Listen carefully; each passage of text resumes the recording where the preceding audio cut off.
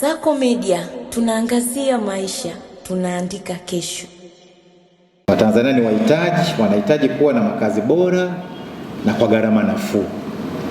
Makazi bora kwa gharama nafuu. Na kule ndani tumeongea, tukasema shirika limekuwa likijenga nyumba za gharama nafuu na mimi niwekwa mteja wenu. Lakini ule unafuu unazungumzwa, ule unafuu kwa nani? Tulikuwa unafuu kwa nani? Kwa sababu kuna kaya nyingi za Watanzania, au sio? Sasa nafuu, unaweza ukaambiwa hizi nyumba za gharama nafuu, ukiongeza bei yake unaambiwa milioni 150. Sasa kuna mtu mwingine anashangaa sema, sasa unafuu wake uko wapi? Na mimi ninaamini shirika lina uwezo huo wa kufanya tafiti na kujenga nyumba za bei nafuu kwa kila kundi. Kwa hiyo leo hii nawaagiza mfanye tafiti za kina na kutoa majawabu. Swali ni nyumba ya bei nafuu kwa mfanyakazi wa kawaida ni ipi? Iwe bora, imara, lakini aweze kuipata. Tutafanya kazi kwa weledi na kuhakikisha kwamba yale ambayo tumearifu, yale matatizo ambayo tumearifu, sisi tutajitahidi kuyatatua mpaka tutakapofikia. Lakini tunaahidi kwamba hatutakubali kutengeneza matatizo mapya, changamoto mpya katika wizara tena mambo yanayohusu ardhi. Hiyo tumejihakikishia. Hatutaki kusikia hicho kitu.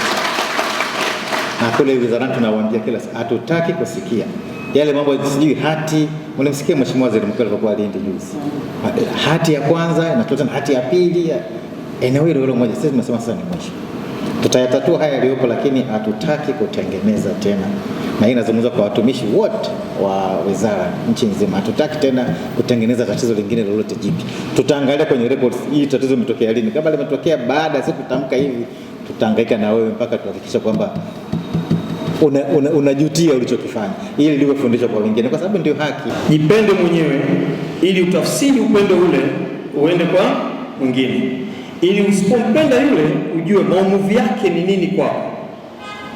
Sasa sijui kama nyinyi humu ndani pamoja na mkurugenzi na nyinyi mna mkakati wa kumiliki nyumba ili muijenge nchi yenu. Inawezekana tunaongea hapa tukawa kama fundi wale ambao wanatengeneza vitanda afu mwenyewe hana kitanda. Mimi nitawashangaa, na kwa upendo mkubwa sana naomba ile mujue, kwa sababu ardhi ipo ndani ya Wizara ya Ardhi. Kwa kama una kiwanja mimi nakushangaa.